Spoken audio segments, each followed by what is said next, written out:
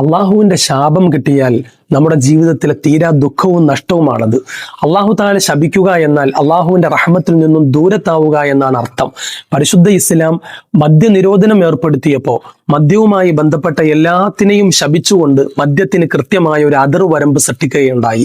ഇബ്നു ഉമർ റളിയല്ലാഹു തആല അൻഹുവിൽ നിന്നും മുസ്നദ് അഹ്മദ് ഉദ്ധരിക്കുകയാണ്. മുത്തനബി സല്ലല്ലാഹു അലൈഹി വസല്ലമ തങ്ങൾ അതേ സംബന്ധിച്ച് പറഞ്ഞിട്ടുണ്ട്, ലുഇനത്തിൽ ഖംറു അലാ അശ്റത്തി വുജൂഹ്, 10 വിധത്തിൽ മദ്യത്തെ ശപിക്കപ്പെട്ടു. ലുഇനത്തിൽ ഖംറു ബിഐനിഹ, മദ്യത്തെ തന്നെ ശപിക്കപ്പെട്ടു. വശാരിബുഹ വസാഖിഹ, മദ്യം കുടിക്കുന്നവനെയും കുടിപ്പിക്കുന്നവനെയും ശപിക്കപ്പെട്ടു. വബായിഉഹ വമുബ്താഉഹ, മദ്യം വിൽക്കുന്നവനെയും വാങ്ങുന്നവനെയും ശപിക്കപ്പെട്ടു. വആസിറുഹ വമുഅതസിറുഹ, മദ്യം സ്വന്തത്തിനു വേണ്ടിയും മറ്റുള്ളവർക്ക് വേണ്ടിയും വാറ്റുന്നവനെയും വാറ്റിക്കൊടുക്കാൻ ആവശ്യപ്പെടുന്നവനെയും ശപിക്കപ്പെട്ടു.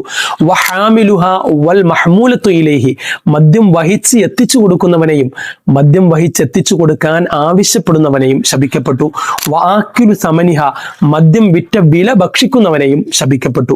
മുഅ്മിനീങ്ങളെ, നാം ഒരുപക്ഷെ മദ്യപിക്കുന്നവരാകില്ല, ലഹരി ഉപയോഗിക്കുന്നവരാകില്ല. എന്നാൽ മദ്യവുമായി ബന്ധപ്പെട്ട ഏതെങ്കിലും ഒരു വിഭാഗത്തിൽ നമ്മുടെ സ്വാധീനമുണ്ടോ എന്നതിനെ സംബന്ധിച്ച് നാം ആലോചിക്കേണ്ടതുണ്ട്. എങ്കിൽ അള്ളാഹുവിൻ്റെ ശാപം നമ്മുടെ ജീവിതത്തിലും കടന്നു വരുന്നതാണ്. നാം ജാഗ്രത പുലർത്തേണ്ടതുണ്ട്.